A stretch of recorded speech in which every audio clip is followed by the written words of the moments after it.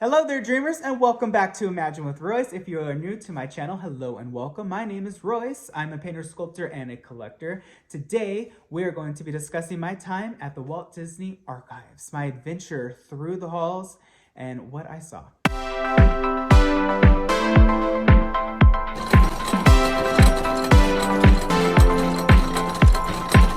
All right, so for those that do not know, the Walt Disney Archives is a pretty cool department within the Walt Disney Company.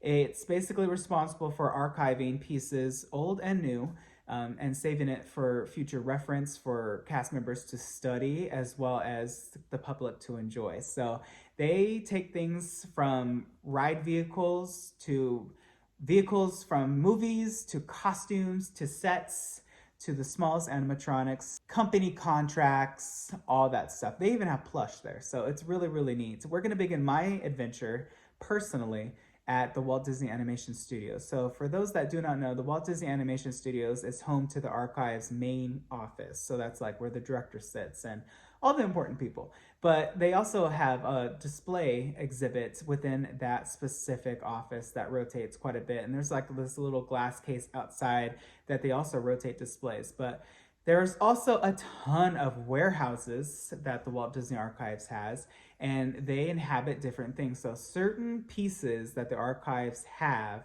has to be temperature controlled. So that's going to be very important documents and stuff like that. But there's also stuff that, as I said, are in warehouses that are just in wooden crates, such as vehicles, figures, sets, props, show pieces from Fantasmic, or animatronics from like the Hitchhiking Ghost from the Haunted Mansion.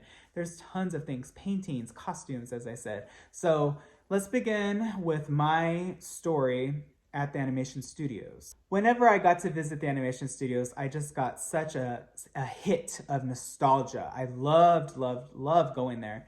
It's one of those places where if you love Disney, you have to visit. It has so much history, and the buildings themselves just scream Disney. I don't know what it is about it, but it's become ingrained in our minds that that lot just, the ground feels magical. And I know that sounds like I've been sniffing pixie dust, but it's true. It's just when you see the squirrels run across, you just know. And if you know, you know, the animators, oh, they studied those squirrels when they were animating the Sword in the Stone squirrel segment. Or if you see the Dopey Avenue sign, it's just so many pieces. Legends Hall, or the Seven Dwarfs holding up the corporate building, the Legends statue, and you see all the handprints. But what's really, really neat is if you ever get the chance to go into the animation building itself. I got the honor of going in there and being a cast member, and you get to like wander around, because if you technically are a cast member, you can go there. And of course, my roles, I went there a lot for work, but you get to just wander through the halls, and those halls scream history. When I was in art school, my teacher, his name was Glenn Hill, he worked on like the Fox and the Hound and the Rescuers. And during that time, that was the 60s and 70s. So his mentors were some of the original animators that worked with Walt. And they told my teacher, Glenn, that they would know when Walt was coming because they could hear him coughing because he smoked so much down the hall. So that's a really, history, right, that those halls have. But entering into the archives, so when you walk into that specific office, it's mainly, of course, for displays and stuff like that, but it's also for cast members. So if you want to research anything about the company, it is kind of like an active research library.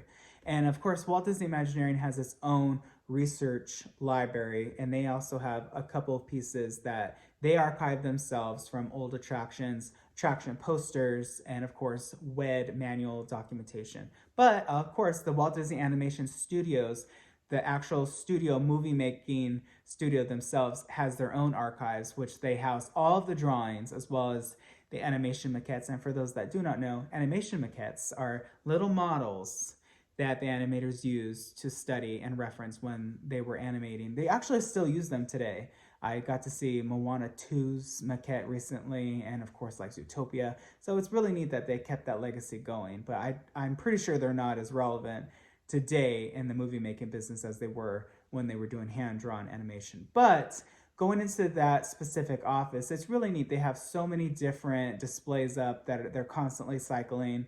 I got to see a lot of the stuff from Cinderella during my time there. Seeing the actual dresses from the princess lineup was really cool to see in person. Seeing Belle's dress from Beauty and the Beast or Cinderella's. And it's very interesting because every time you see these costumes in person, the hues look a little different. Cinderella's dress is extremely vibrant in the film. I mean, they really made the hue extreme because it's more of a pale blue in person. Or Belle's dress, for instance. I don't know about all of you, but I have mixed feelings about that dress. I feel like it was a complete missed opportunity in terms of making it a gown, because in person it looked like a summer dress. Lady Tremaine's costume from Cinderella as well, the green looked a lot more lime green and vibrant and bright and colorful, but in person it was a very dark green. So things like that, seeing pieces, iconic pieces that will live forever in Disney, hearts, was really neat. But they also, like I said, have like the original contract that started the Walt Disney Company, their autographs of Walt, original sketches of Mickey. That's kind of what's in that office. And if you want to make a schedule with the director to pull some archival pieces, that's where you do stuff, in that specific office at Burbank. But like I said, they have many warehouses that house a ton of different things. Some of the most iconic things I think the archives owns and possesses has to be the storybooks from the openings of the Disney classics like Cinderella and Sleeping Beauty. And the Snow White book is completely hand carved, made of wood, and it has so much detail with like the gold leaf.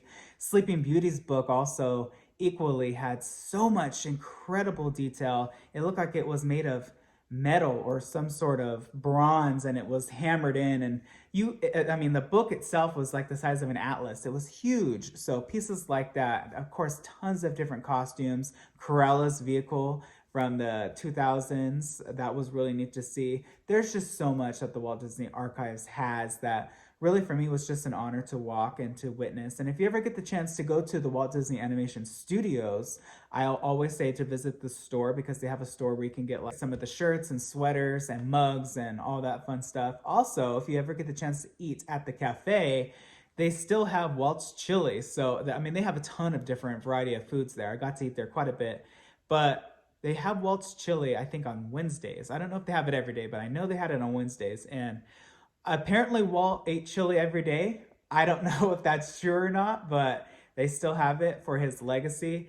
And of course, Walt's office is there at the Walt Disney Animation Studios as well. So like I said, there's so much history walking through the ink and paint department and just visiting the halls of where all the greats were and where all the amazing history and the classics were created. For me, was just an absolute honor. So if you ever get the chance to visit the archives, I highly recommend that you do. No matter the cost, just do it. You will not be disappointed.